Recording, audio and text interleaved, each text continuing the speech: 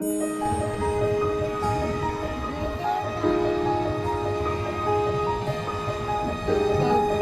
sekolah.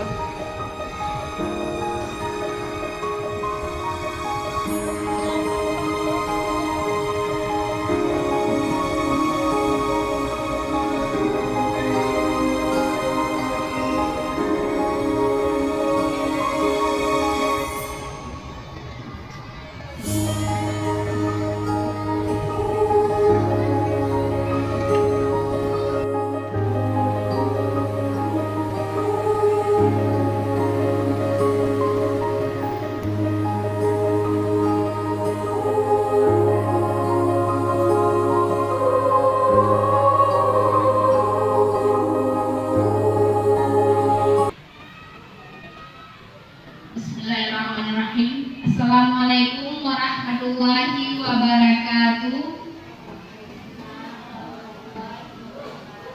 Hamdan syukran lillah, salatan wa salaman ala rasulillah. Puji syukur kehadirat Allah pada hari yang berbahagia ini kita dalam keadaan sehat, dapat berhadir ke sekolah melaksanakan tugas dan tanggung jawab kita sebagai seorang pendidik. Penghormatan saya kepada Ibu Kepala Sekolah SD Negeri 5 Langsa. Penghormatan saya juga kepada seluruh Dewan Guru yang pada hari ini sudah bersedia meluangkan waktunya untuk kita duduk berkumpul bersama dalam kegiatan pengimbasan budaya positif. Kami CGP Angkatan 9 Kota Langsa akan melaksanakan kegiatan diseminasi atau pengimbasan, memperkenalkan budaya positif, menjelaskan budaya positif. Diharapkan setelah kegiatan ini kita semua warga sekolah SD 5 seluruhnya dapat menerapkan budaya positif di sekolah. Baik Bapak Ibu, langsung saja kepada materi pada hari ini.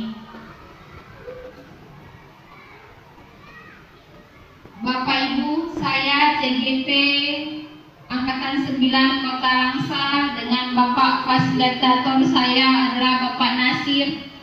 Kemudian pengajar praktik saya adalah Ibu Suryati SPD.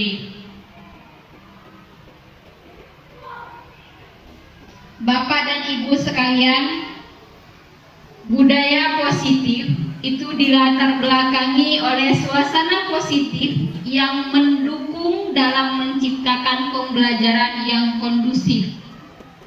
Karena dengan suasana yang positif, murid akan menemukan kondisi belajar yang menyenangkan. Suasana yang positif akan menggerakkan moral yang positif murid sehingga terbentuk karakter murid yang positif. Pengertian budaya positif Bapak Ibu adalah nilai-nilai, keyakinan dan kebiasaan di sekolah yang berpihak pada murid agar dapat berkembang menjadi pribadi yang mandiri, kritis dan juga bertanggung jawab. Bapak Ibu, dalam membangun budaya positif, kita akan meninjau strategi yang dapat kita lakukan untuk menumbuhkan lingkungan positif. Ada 6 langkah atau ada 6 strategi Bapak Ibu. Yang pertama, disiplin positif dan nilai-nilai kebajikan. Kemudian yang kedua, teori motivasi, hukuman dan penghargaan. Kemudian yang ketiga, strateginya melalui keyakinan kelas. Yang keempat, kebutuhan dasar manusia. Yang kelima, kita mengetahui 5 posisi kontrol manusia.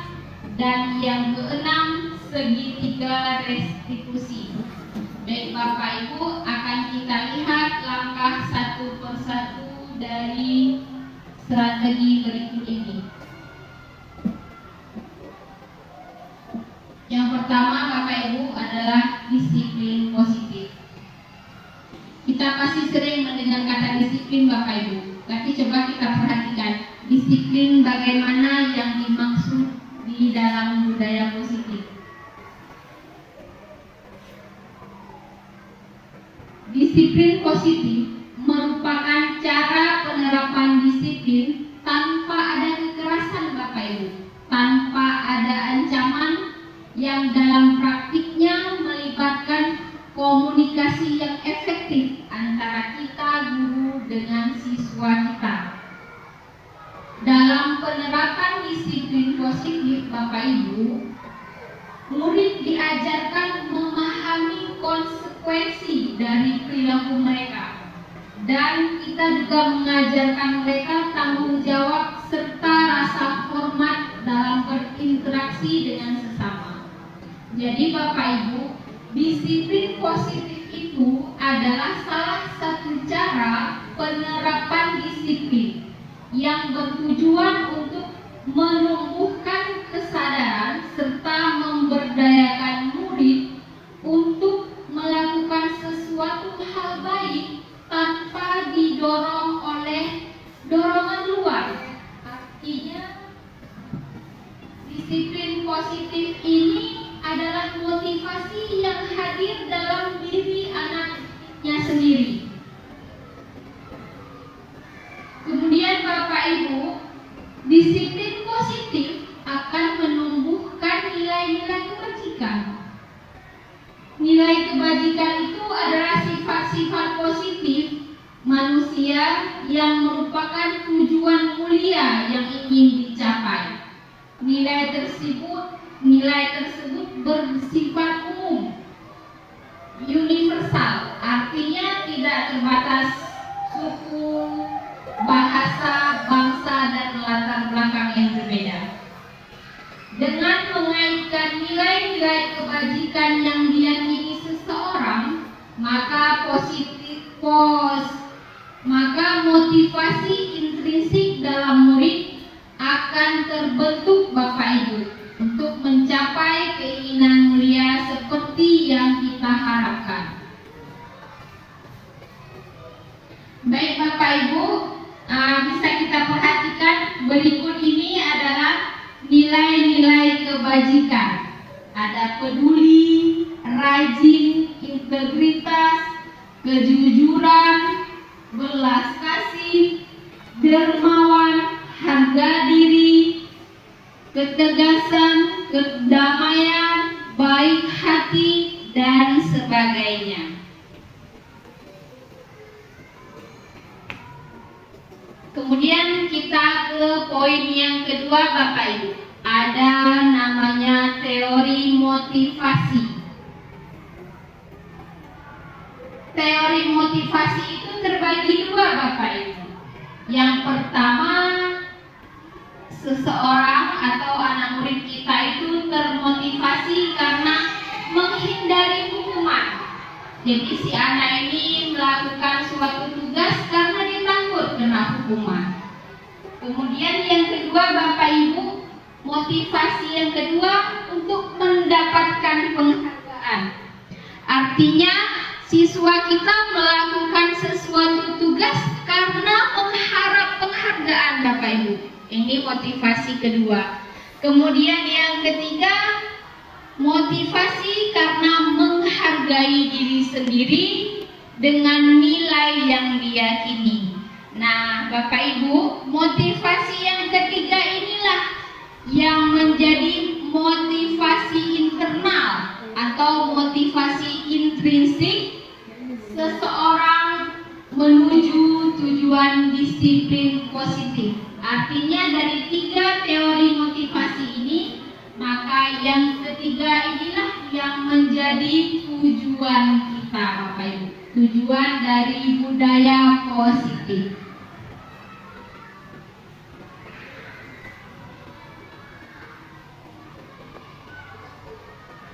Kemudian kita masuk kepada bagian keyakinan kelas. Bapak Ibu pernah mendengar peraturan atau kesepakatan kelas? sering mendengar peraturan. Peraturan itu yang ditetapkan oleh suatu organisasi atau lembaga. Nah, keyakinan kelas dengan peraturan kelas itu ternyata berbeda, Bapak Ibu. Mari kita lihat ya. Mengapa tidak peraturan saja? Mengapa harus keyakinan kelas? Nah, karena untuk mendukung tumbuhnya motivasi intrinsik, kita kembali kepada nilai-nilai kebajikan dan keyakinan itu lebih menggerakkan seseorang dibandingkan hanya sekedar menaati peraturan. Jadi maksudnya Bapak Ibu, peraturan itu hanya sekedar dijalankan saja oleh seseorang. Tetapi kalau keyakinan kelas, itu seseorang memahami nilai di balik peraturan itu. Seperti contoh kita menggunakan helm, Bapak Ibu. Kita menggunakan helm, ada kadang-kadang karena takut polisi. Ada kadang-kadang biar aman di jalan. Nah, itu hanya peraturan saja, Bapak Ibu, yang sebenarnya kita menggunakan helm itu karena di dalamnya ada nilai keselamatan. Nah, nilai keselamatan itulah yang namanya keyakinan. Jadi kita melakukan sesuatu karena didasari kita yakin ada nilai kebajikan di dalamnya. Jadi jika seseorang sudah melakukan motivasi karena ada nilai di dalamnya, maka seseorang itu sudah termotivasi dari dalam. Artinya dia sudah memiliki motivasi intrinsik. Cara kita membentuk keyakinan kelas. Karena kita seorang guru, maka kita akan praktekkan Bapak Ibu keyakinan di dalam kelas bersama siswa-siswa kita.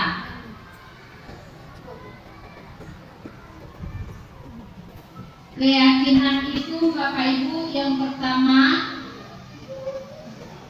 bersifat universal, artinya dia tidak terkhusus.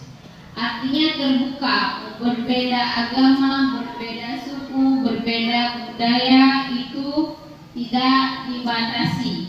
Yang kedua, tidak terlalu banyak Bapak Ibu. Keyakinan kelas yang kita buat itu tidak seperti peraturan kelas. Kalau peraturan bisa mungkin dari 1 sampai 20. Tapi keyakinan kelas tidak terlalu banyak-banyak. Kemudian keyakinan kelas kita nanti kita buat dalam bentuk positif. Artinya kita ubah kalimat yang tadinya mengandung kalimat negatif, kita ubah menjadi kalimat positif. Kemudian dapat diterapkan di lingkungan masing-masing. Ini menjadi perhatian kita Bapak Ibu dalam menerapkan keyakinan kelas. Kita pilih keyakinan yang siswa kita itu mampu dan cocok dilakukan di lingkungan kita. Kemudian semua warga, artinya semua warga kelas kita itu berkontribusi, artinya berperan aktif dalam membuat keyakinan kelas. Keyakinan kelas ini bukan dari kita sebagai guru, Bu, Bapak Ibu, tapi adalah kesepakatan bersama antara guru dan siswanya.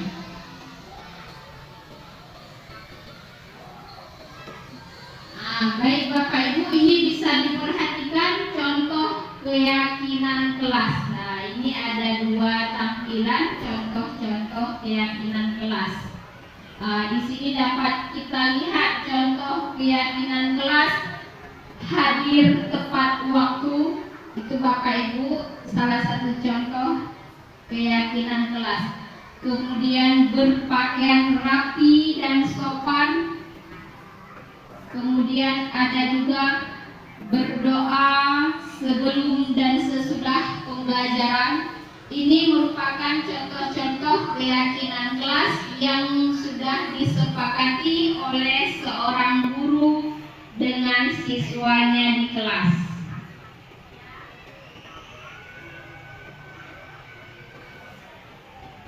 Bapak Ibu, dengan menyepakati keyakinan kelas bersama, murid diharapkan menumbuhkan motivasi intrinsik. Bapak Ibu, motivasi intrinsik itu motivasi yang timbul dari dalam diri sendiri, bukan karena dorongan pihak luar. Seperti apa Bapak Ibu? Pemberian penghargaan,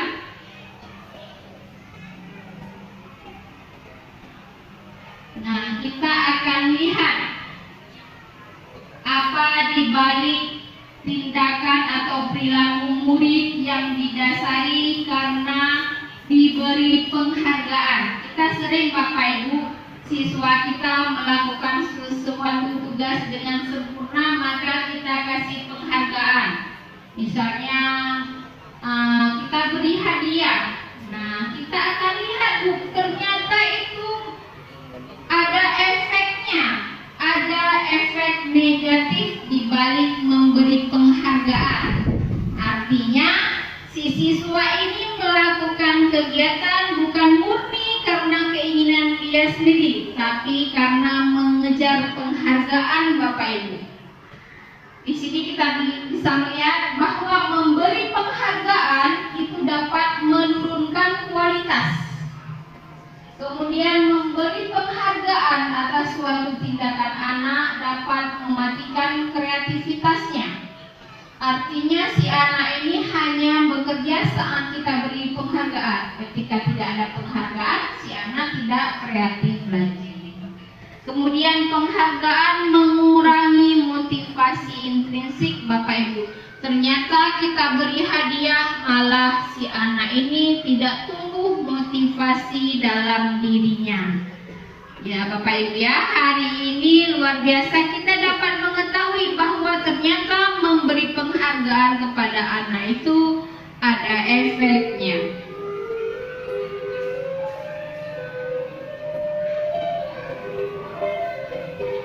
Kemudian kita kepada teori hukuman dan konsekuensi. Bapak Ibu, kita sering mendengar pernyataan hukuman atau konsekuensi. Dua hal ini berbeda Bapak Ibu.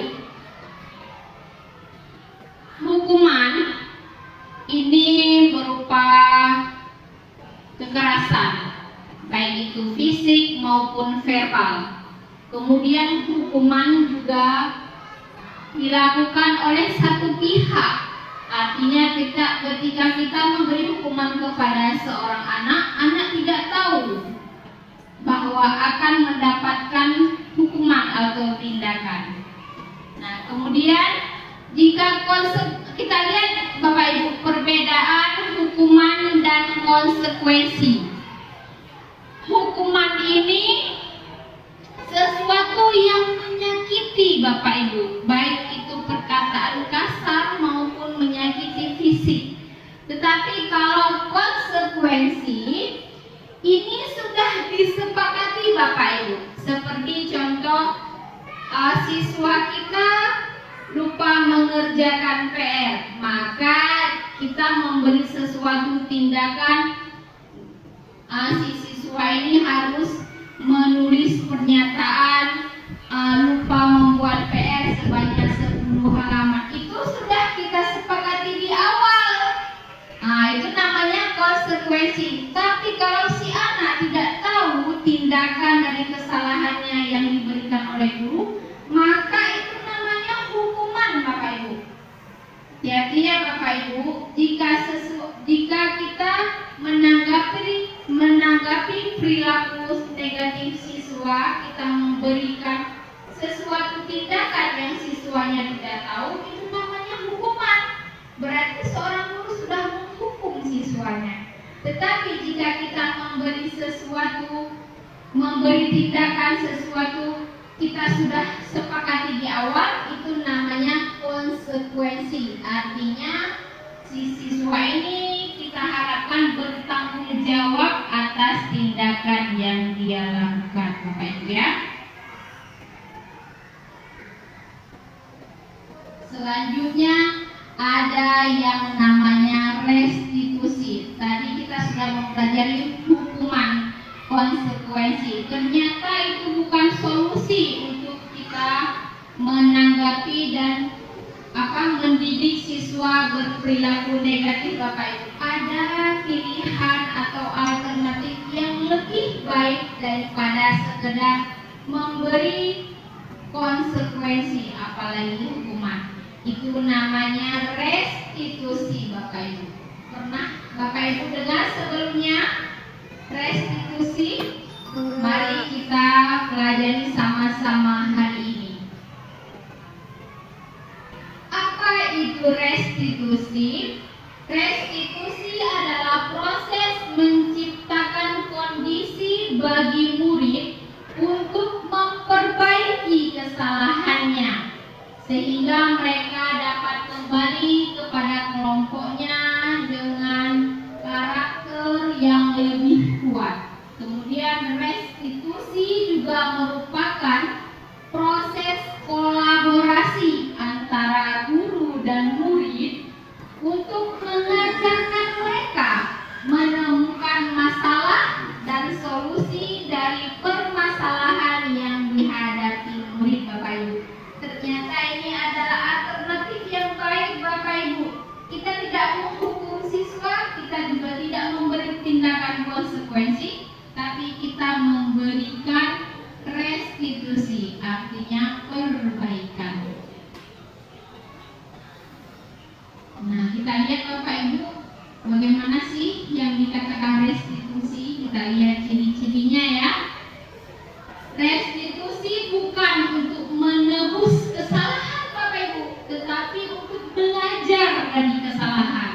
Kemudian restitusi juga dapat memperbaiki hubungan, baik hubungan siswa dengan gurunya maupun hubungan siswa dengan teman sebayanya.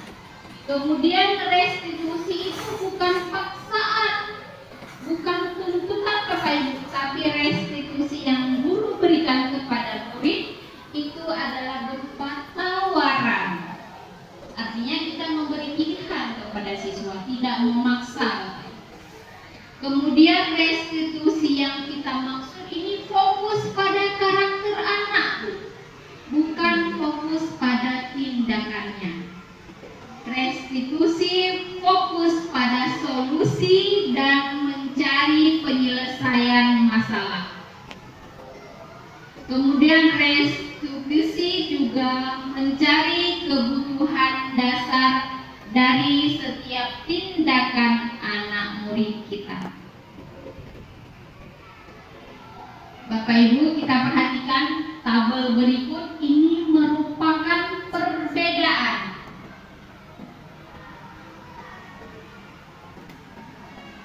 Ini merupakan perbedaan antara hukuman, konsekuensi, dan restitusi yang baru saja kita pelajari, Bapak Ibu. Kita perhatikan satu-satu ya, Bapak Ibu. Kalau hukuman itu perilaku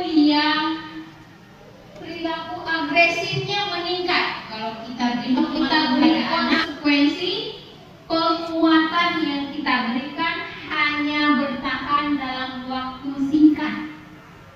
Tapi kalau kita memberikan restitusi kepada perilaku anak, perilaku negatifnya, maka masalah yang dihadapi anak dapat terpecahkan, Bapak Ibu. Karena kenapa?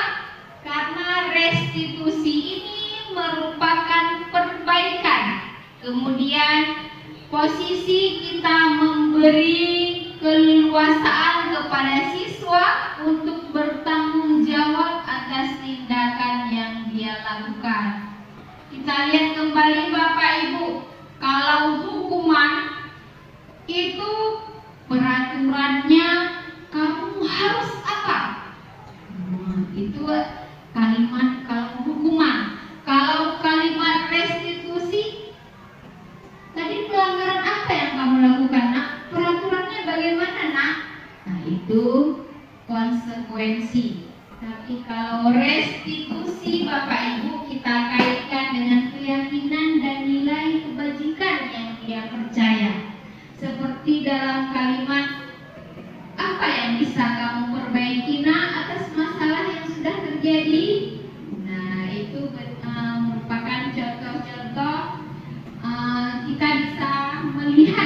Bapak Ibu perbandingan hukuman, konsekuensi, dan restitusi.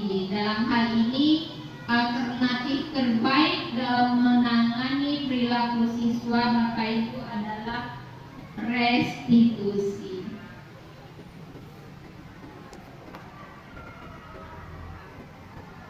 Ketika anak melakukan suatu hal,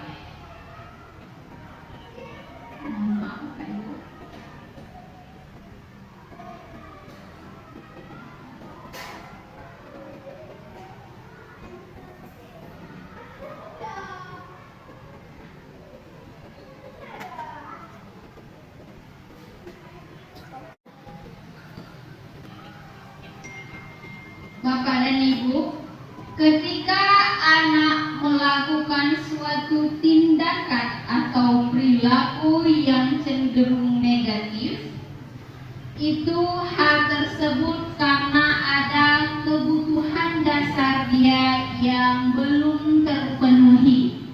Apa itu kebutuhan dasar? Ayo kita lihat Bapak Ibu.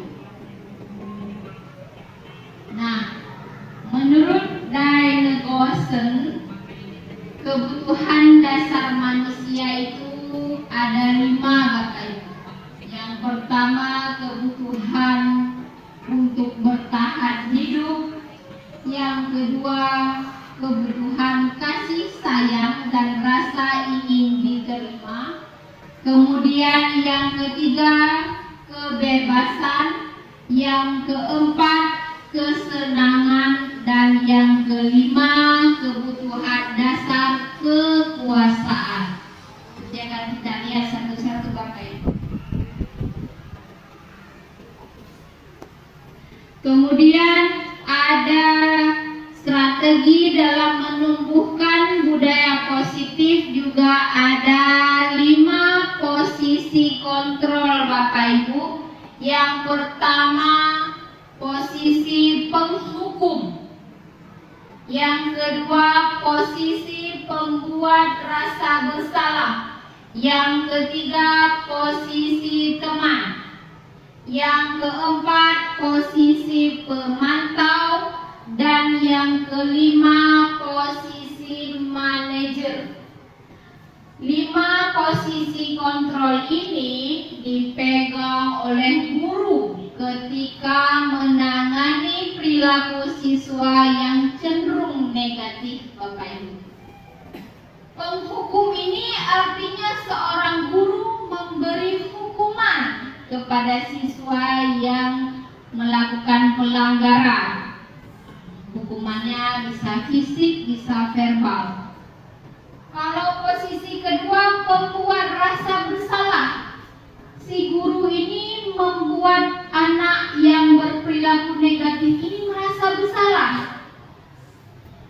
Kemudian kalau posisi teman, seorang guru ini menjadikan siswa yang bermasalah ini sebagai temannya, merangkul. Kemudian kalau posisi pemantau, guru ini memantau perilaku siswa.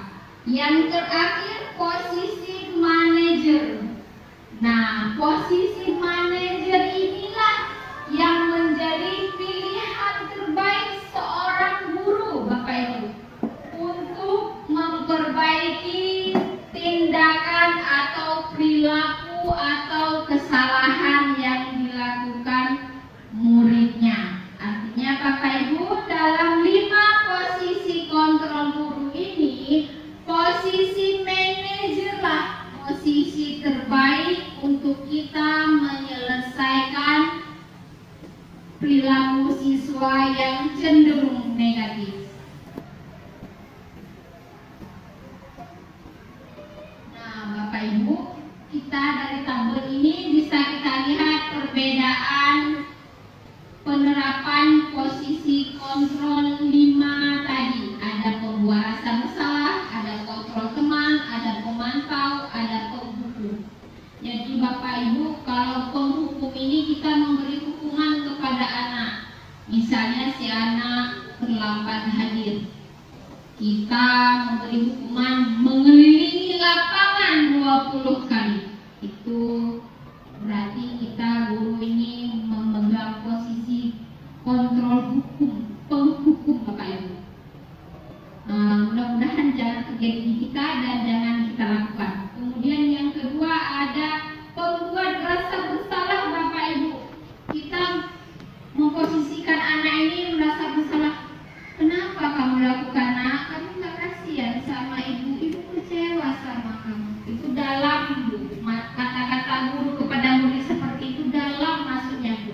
Si anak nanti bisa menjadi beban dia, karena dia merasa menjadi orang yang gagal. Itu jangan dilakukan Bapak Ibu. Kemudian kita lihat posisi teman. Posisi teman ini kita merangkul. Loh, kenapa dilakukan? Nah, sambil senyum-senyum kita merangkul teman. Tapi ternyata itu punya efeknya Bapak Ibu. Dia menjadi tidak hanya ada kita saja Bapak Ibu. Dia tetap menganggap kita seperti teman juga. Kalau gurunya menegur senyum, dia pun ketawa. Nah, kalau posisi kontrol kita pemantau, itu kita hanya menegur siswa berdasarkan peraturan dan data. Artinya kalau dia datang terlambat, kesepakatan kita jam berapa datang nak? Jam 7 kan? Kenapa abang datang jam 9? Nah, itu posisi pemantau. Itu efeknya Bapak Ibu, itu hanya sementara. Kesadaran anak hanya sementara. Ketika kita pantau, ketika tidak kita pantau, tidak sadar anaknya, karena tidak ada motivasi intrinsik dalam dirinya. Jadi yang terbaiknya mana Bapak Ibu? Posisi kontrol manager. Nih, di sini kita memberi ruang untuk siswa memperbaiki kesalahannya. Posisi kontrol, posisi manajer ini kita berdialog Bapak Ibu dengan si anak. Kita kembalikan si anak apa yang diyakininya, sifat-sifat baik, keyakinan-keyakinan dan nilai-nilai kebajikan. Baik Bapak Ibu, kita lanjut. Nah, yang terakhir Bapak Ibu ada namanya segitiga restitusi. Ini adalah pendekatan kita mendekati anak yang berperilaku negatif dan melakukan pelanggaran disiplin. Nah, segitiga restitusi ini merupakan proses dialog Bapak Ibu, dialog antara guru dengan murid agar murid bisa memperbaiki kesalahannya, bisa mencari solusi dari masalah yang sudah dia buat Bapak Ibu. Jadi segitiga restitusi ini kita mengajarkan murid untuk bertanggung jawab atas tindakan yang dia lakukan. Nah, segitiga restitusi memiliki 3 sisi ya, sesuai dengan namanya segitiga, berarti ada 3 sisi. Artinya ada 3 langkah yang kita lakukan Bapak Ibu dalam menerapkan segitiga restitusi. Yang pertama, validasi tindakan. Yang kedua, menstabilkan identitas. Dan yang ketiga, menanyakan keyakinan. Kita lihat satu-satu sisinya Bapak Ibu. Dari penerapan segitiga restitusi,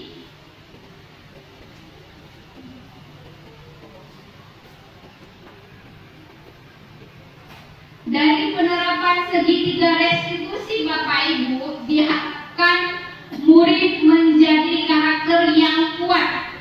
Kemudian ketika menyelesaikan masalah, seorang guru memegang pada posisi kontrol manager, sehingga murid menjadi lebih bertanggung jawab dan mandiri dalam menyelesaikan permasalahannya. Nah, Bapak Ibu, ini langkah pertama kita segitiga restitusi.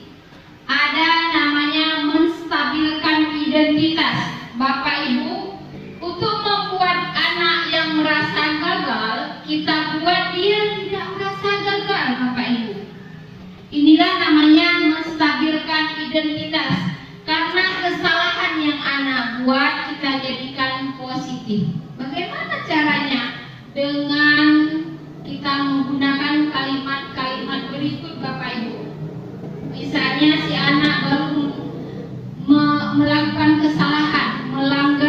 berdisiplin.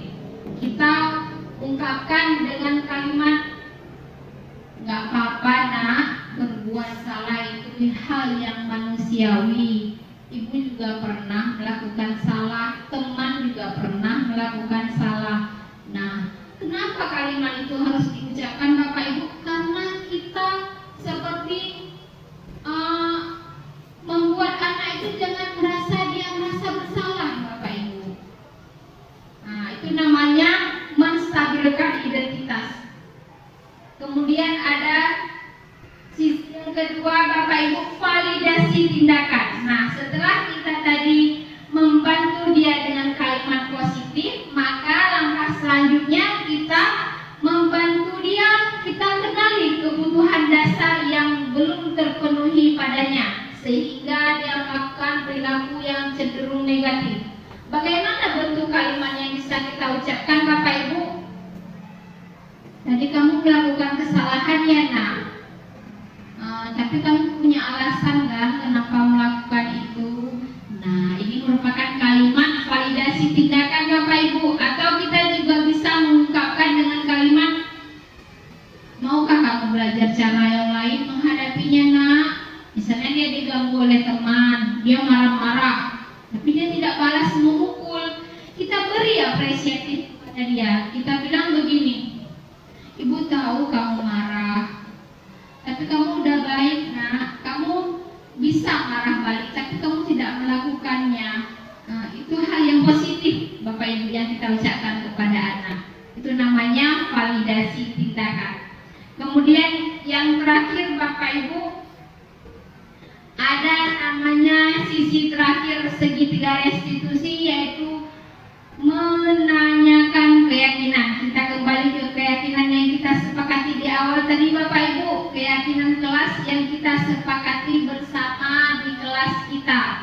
Nah, menanyakan keyakinan ini Bapak Ibu, anak melihat kesalahannya, kemudian dia hubungkan dengan nilai-nilai kebajikan yang dia yakini dalam hatinya, dan juga kita hubungkan dengan hal-hal positif yang mendasari perilaku yang dia lakukan. Seorang guru dapat mengungkapkannya dengan kalimat berupa, apakah tindakan kamu hari ini sesuai dengan keyakinan kelas kita nak?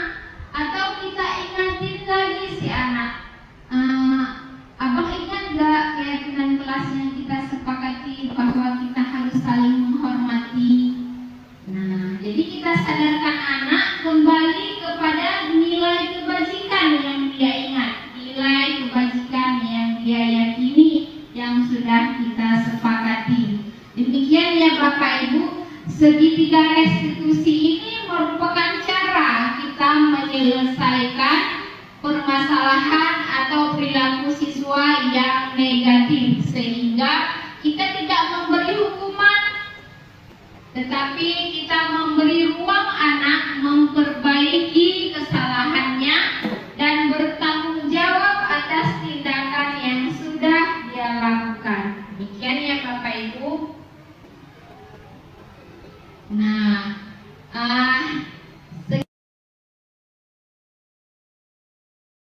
budaya positif yang baru saja saya jelaskan, mudah-mudahan selesai kegiatan ini Bapak Ibu kita bersama dapat berkolaborasi menerapkan budaya positif di sekolah kita, sekolah tercinta kita SD Negeri 5 Langsa.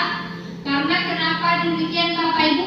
Budaya positif ini harus tumbuh dari dalam si anak karena motivasi intrinsik, motivasi yang datang dari dalam dia sendiri, bukan karena hadiah, bukan karena hukuman, bukan karena hal lain di luar, tapi karena kesadaran dia sendiri berdisiplin dan berperilaku positif Bapak Ibu.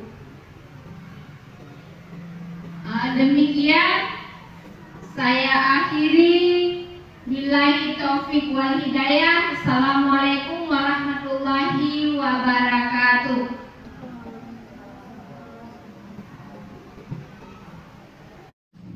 Tiga. Assalamualaikum warahmatullahi wabarakatuh. Saya Putri Elvanizar dari Guru SD Negeri 5 Langsa. Hari ini Ibu Khairani SPDI sudah melakukan pengimbasan mengenai budaya positif kepada Dewan Guru SD Negeri 5 Langsa. Semoga setelah ini kami seluruh warga sekolah dapat bekerja sama menerapkan budaya positif di sekolah kami. Semangat terus untuk Ibu Khairani, semoga kedepannya menjadi lebih sukses lagi dari ini. Terima kasih. Assalamualaikum warahmatullahi wabarakatuh. Dua. Tiga. Assalamualaikum warahmatullahi wabarakatuh. Saya Desi Aryati, guru SD Negeri 5 Rangsa.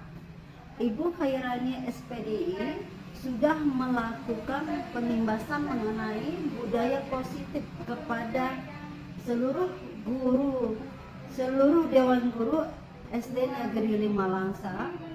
Semoga sesudah ini kami seluruh warga sekolah dapat bekerja sama dengan Ibu Khairani untuk menerapkan budaya positif yang Ibu Khairani ajarkan kepada kami.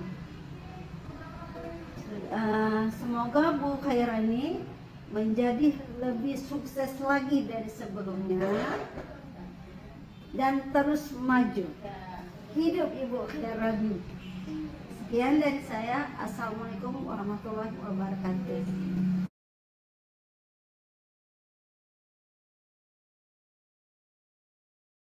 Nanti keyakinan kelas yang kita sepakati tadi, anak itu boleh di sini satu biji aja, satu orang satu. Ingat, ya, kamu boleh sesuai pendapat kamu, nggak usah sama-sama teman, bebas. Kan tadi Ibu bilang bebas ya. Kamu mau buat peraturan apa? Misalnya boleh datang tepat waktu, boleh. Misalnya harus pakai seragam lengkap, boleh. Belajar dengan itu nggak libur ketika belajar, boleh. Pokoknya bebas sesuai suka hati kamu. Nanti kita tempelkan di sini Ibu saring. Ibu saring artinya Ibu ambil yang bagus, kita ambil. Nanti yang tinggal yang baik, yang bagus-bagusnya, ya. Oke ya, siap ya. Tulisnya jangan terbalik ya.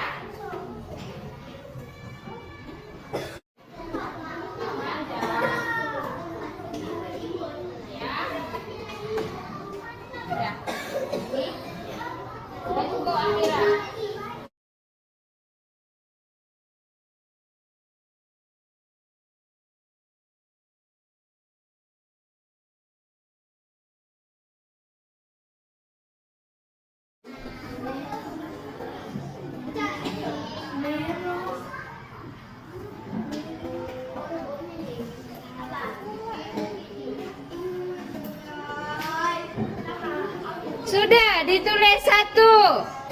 Sudah, aja acungkan. Coba diangkat, ditunjuk. Oke, sudah. Yang laki-laki juga sudah. Oke, siap. Bentar lagi kita tempel ya. Amira sudah, Aira sudah. Oke.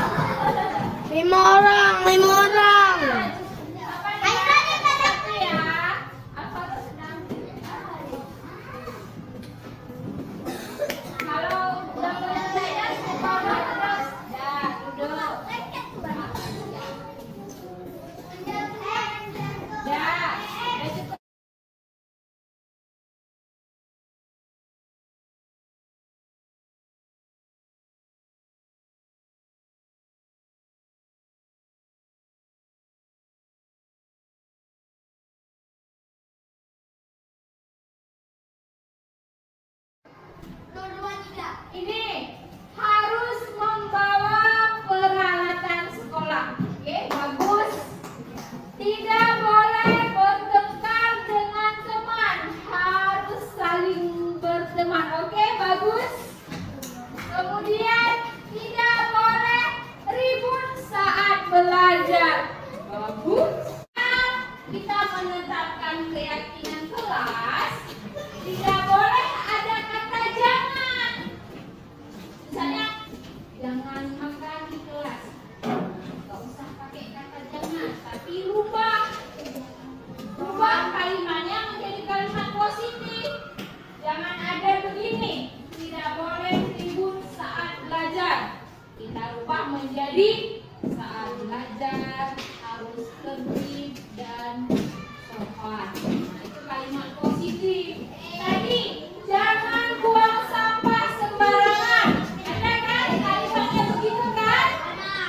Dalam keyakinan kelas harus kita rubah menjadi apa? Jangan buang sampah sembarangan. Buanglah sampah pada tempatnya. Harus rubah menjadi kalimat positif. Oke, paham ya? Itu keyakinan kelas. Jadi kalau ada kalimat tidak boleh ribut saat belajar, rubah menjadi saat belajar harus tenang dan tertib.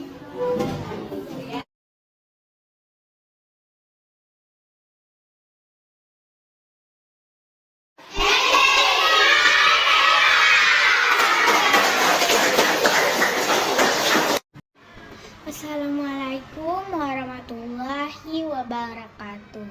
Nama saya Adelia Putri Elisha. Saya bersekolah di SD 5 Negeri Kota Langsa. Kelas kami sudah mempraktikkan mengenai proses pembuatan keyakinan kelas. Sangat seru dan menyenangkan bersama Ibu Khairani. Keyakinan kelas yang kami buat diawali dengan memberi pendapat masing-masing. Kami, Ibu Rani, mencatatnya. Kemudian Ibu menjelaskan seperti apa itu keyakinan kelas. Keyakinan kelas kami buat dengan kesepakatan kami, semua murid kelas 5B. Kami berjanji akan patuh sesuai dengan keyakinan yang sudah kami sepakati. Assalamualaikum warahmatullahi wabarakatuh. Terima kasih.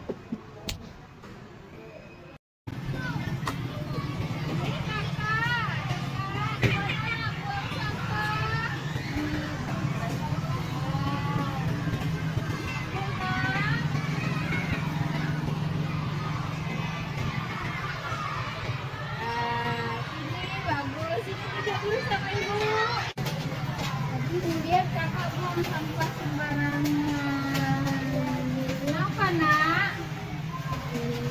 Buang sampahnya jauh. Wah, kakak tahu nggak? Itu perbuatan salah. Seharusnya kita buang sampah di mana nak? Lain kali jangan diulangi ya. Kakak ingat nggak keyakinan kelas kita? Kita harus apa? Ya, membersihkan rumah dan menjaga kebersihan lingkungan. Lain kali tidak diulangi ya kak. Nah, ini untuk memperbaiki kesalahan kakak, tindakannya adalah kakak harus membuang sampah di tempat sampah. Jadi ya. Ya, oke, sekarang kakak masuk ke kelas nak.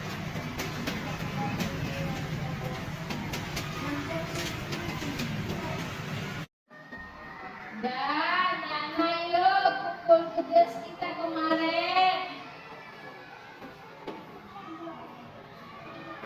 Oke.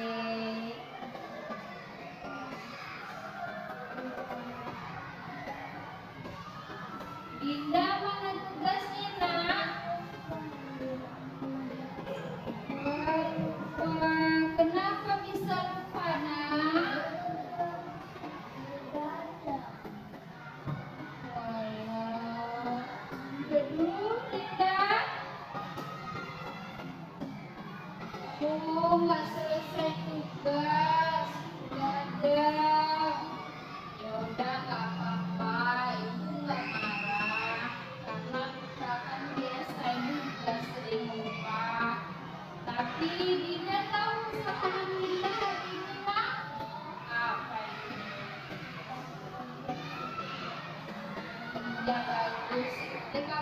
kesalahan kamu. Terus tidak ingat nggak kesepakatan dan keyakinan kelas kita? Kalau ada tugas bagaimana ya? Ya bagus, berarti Dinda ingat. Mudah-mudahan besok nggak lupa lagi ya nak. Jadi bagaimana Dinda memperbaiki kesalahan Dinda hari ini? Nanti tugasnya diapain? Langsung dikerjakan ya, bisa langsung dipukul ibu ya nak. Dan mulai besok Dinda harus lebih bertanggung jawab ya nak. Kalau ada tugas langsung dikerjakan. Ya udah, sekarang bergabung dengan teman nak.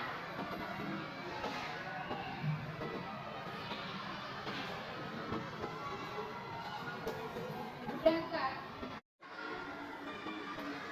Assalamualaikum warahmatullahi wabarakatuh. Nama saya Dinda.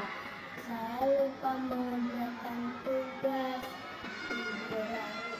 Ibu Rani tidak marah. Ibu Rani cuma mengingatkan untuk mengerjakan tugas. Baik-baik, jangan lupa lagi ya nak. Saya senang.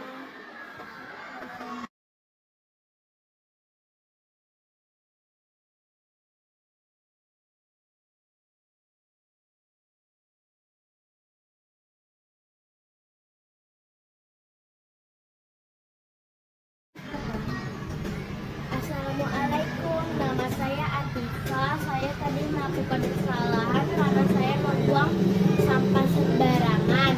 Tapi dari Bu Rani saya tidak dimarahkan, saya hanya diingatkan untuk membuang sampah pada tempatnya. Assalamualaikum warahmatullahi wabarakatuh. Saya Murni Mumtazilah, guru SD Negeri 5 Langsa, mewakili kepala sekolah ingin menyampaikan bahwa Ibu Khairani sudah melakukan pengindasan mengenai budaya positif kepada rekan-rekan guru SD Negeri 5 Langsa. Luar biasa pemaparan yang disampaikan mengenai budaya positif. Ada disiplin positif, nilai kebajikan, teori motivasi hukuman, dan penghargaan. Kami menjadi tahu ternyata memberi hukuman ataupun penghargaan itu tidak memberikan efek positif pada anak. Hukuman dan penghargaan itu tidak menumbuhkan motivasi yang datang dari diri anak sendiri, tetapi hanya motivasi dari luar.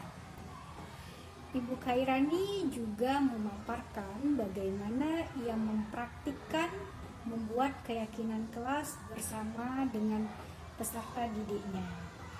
Keyakinan kelas itu ternyata bagian dari cara menerapkan budaya positif di sekolah.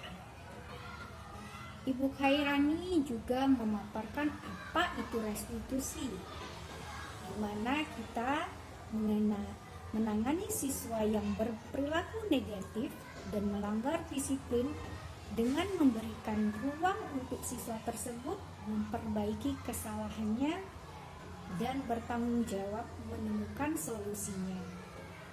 Dalam penjelasan Ibu Khairani ada juga dipaparkan mengenai 5 posisi kontrol, yaitu penghukum, pembuat rasa bersalah, posisi teman, pemantau, dan yang terbaik adalah posisi manajer. Saya menjadi tahu kebutuhan dasar manusia itu apa saja, serta perilaku seseorang itu ternyata didasari karena ingin memenuhi kebutuhan dasarnya. Dan yang terakhir, kami mendapatkan ilmu mengenai segitiga restitusi dengan cara menstabilkan identitas, memvalidasi tindakan yang salah, dan menanyakan keyakinan kelas. Ibu Khairani juga memaparkan bagaimana ia mempraktikkan segitiga restitusi. Luar biasa ilmu yang kita peroleh dari pengimbasan budaya positif ini. Semoga seluruh keluarga sekolah bersama CGP dapat bekerja sama menerapkan budaya positif di sekolah kami ini, SD Negeri 5 Langsam.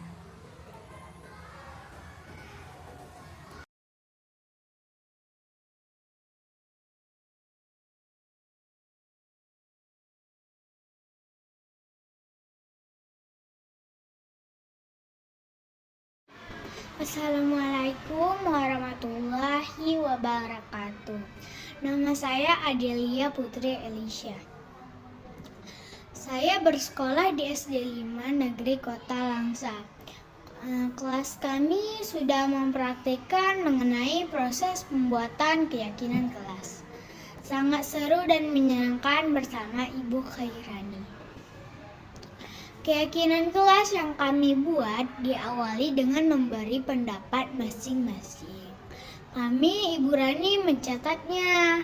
Kemudian Ibu menjelaskan seperti apa itu keyakinan kelas. Keyakinan kelas kami buat dengan kesepakatan kami, semua murid kelas 5B. Kami berjanji akan patuh sesuai dengan keyakinan yang sudah kami sepakati. Assalamualaikum warahmatullahi wabarakatuh. Terima kasih.